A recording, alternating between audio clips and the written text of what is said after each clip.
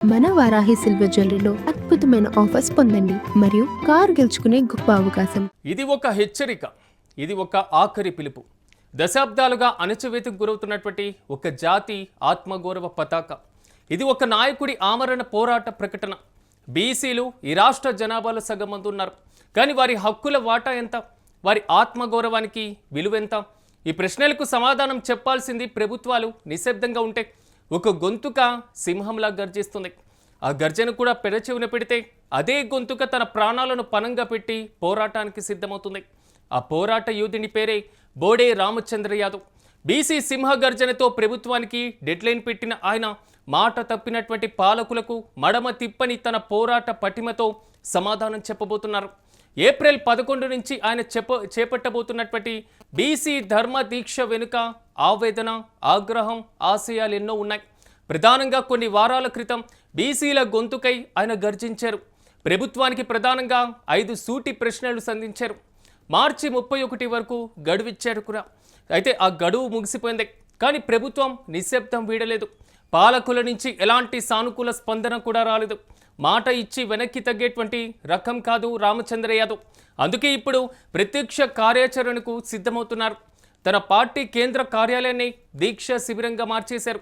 పూలే మండల్ భవన్ వేదికగా బీసీ ధర్మ దీక్ష పేరుతో తన ప్రాణాలను సైతం లెక్క చేయకుండా ఆమరణ నిరాహార దీక్షకు పూనుకున్నారు. ఇది కేవలం ఒక రాజకీయ దీక్ష కాదు.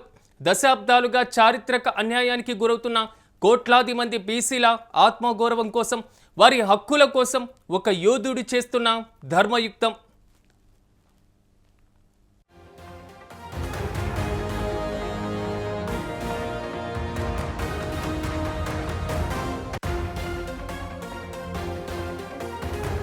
అసలు రామచంద్ర యాదవ్ ప్రభుత్వం ముందు ఉంచినటువంటి ఆ 5 డిమాండ్ ఏంటి?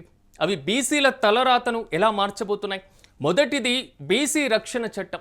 ఎస్సీ ఎస్టీల మాదిరిగానే బీసీలపైన జరుగుతున్నటువంటి దాడుల నుంచి, సామాజిక వివక్ష నుంచి వారిని కాపాడేందుకు ఒక కఠినమైనటువంటి చట్టం కావాలన్నది ఆయన మొదటి డిమాండ్. ఇది బీసీల సామాజిక భద్రతకు తొలిమెట్టు. ఇక రెండోది రాజధాని అమరావతిలో 1000 ఎకరాలు. రాజధానిలో బీసీలకు స్థానం లేదా? వారి ఆత్మగౌరవ భవనాలకు, వారి పిల్లల చదువులకు, వారి అభివృద్ధికి రాజధాని నడిబొడ్డున భూమి కేటాయించాలన్నది ఆయన రెండో డిమాండ్. ఇది బీసీల ఉనికికి, గౌరవానికి ప్రతీక. ఇక మూడవది సమగ్ర కులగణన. రాష్ట్రంలో అసలు బీసీలు ఎంతమంది ఉన్నారు? వారి జనాభా ఎంత? వారి ఆర్థిక సామాజిక స్థితిగతులేంటి? ఈ లెక్కలు తేల్చకుండా వారికి న్యాయం ఎలా చేస్తారు? అందుకే శాస్త్రీయ పద్ధతిలో కులగణన చేపట్టాలి అన్నది ఆయన మూడో డిమాండ్. ఇక నాలుగోది 44% రిజర్వేషన్లు. జనాభాలో సగం ఉన్నప్పుడు రిజర్వేషన్లలో అన్యాయం ఎందుకు? విద్య, ఉద్యోగ, రాజకీయాల్లో కూడా బీసీల జనాభా దామాషా ప్రకారం 44% రిజర్వేషన్లు కల్పించాలన్నది ఆయన నాలుగో డిమాండ్. అత్యంత కీలకమైన డిమాండ్ కూడా. ఇక ఐదోది బీసీ కార్పొరేషన్కు నిధులు. 1000 కోట్లు కేటాయించామని చెబుతున్నా నిర్వీర్యమైపోయినటువంటి బీసీల కార్పొరేషన్లకు తక్షణమే నిధులు విడుదల చేసి బీసీ యువతకు స్వయం ఉపాధి కల్పించాలన్నది ఆయన ఐదో డిమాండ్. ఈ 5 డిమాండ్లు కేవలం ఒక డిమాండ్లు మాత్రమే కాదు. అవి బీసీల పంచ ప్రాణాలు, వారి భవిష్యత్తుకు, వారి ఆత్మగౌరవానికి పునాది రాళ్ళు. ఈ డిమాండ్ల సాధన కోసమే రామచంద్ర యాదవ్ ఇప్పుడు తన ప్రాణాలను పణంగా పెడుతున్నారు.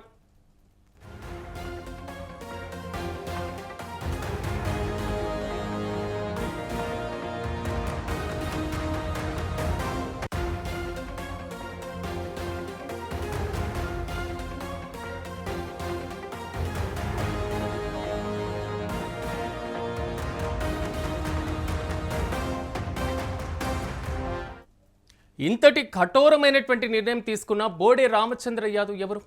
అసలు పూర్తిగా ఎందుకు ఇంతటి కఠినమైనటువంటి నిర్ణయం తీసుకున్నారు? ఇది కేవలం ఒక రాజకీయ నాయకుడేనా? కాదు. ఆయన ఒక బీసీ ఉద్యమకారుడు. బీసీల హక్కుల కోసం నిరంతరం తప్పించేటువంటి ఒక ఆశావాది.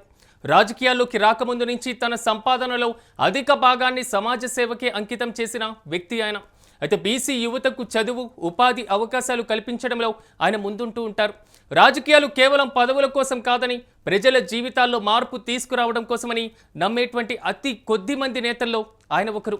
అందుకే అధికారం కోసం పాకులాడకుండా బీసీల హక్కుల కోసం, వారి ఆత్మగౌరవం కోసం ఏకంగా ప్రభుత్వాన్ని ధిక్కరించి ఆమరణ పోరాటానికి సిద్ధమయ్యారు. ఇప్పుడు అందరి చూపు మంగళగిరి వైపే. ఓవైపు తన ప్రాణాలను పణంగా పెట్టి దీక్షకు కూర్చుంటున్నారు రామచంద్ర యాదవ్. మరోవైపు బీసీల సహనాన్ని పరీక్షిస్తుంది ప్రభుత్వం. ఈ ధర్మ దీక్షకు రాష్ట్ర వ్యాప్తంగా బీసీ సోదరులు, ప్రజాస్వామ్యవాదులు, మేధావులు కదిలి వస్తున్నారు. వారి సంఘీభావం కూడా క్రమంగా పెరుగుతుంది. ఈ పోరాట సెగ ప్రభుత్వానికి తగులుతుందా? బీసీలకు న్యాయపరమైనటువంటి డిమాండ్లపైన ప్రభుత్వం దిగి వస్తుందా, లేక ఒక నాయకుడి ప్రాణాలతో కోట్లాది మంది ప్రజల మనోభావాలతో చెలగాటమాడుతుందా? బోడే రామచంద్ర యాదవ్ ప్రారంభించినటువంటి ఈ ధర్మయుద్ధం బీసీల చరిత్రలో ఒక చారిత్రక ఘట్టంగా నిలిచిపోవడం ఖాయం.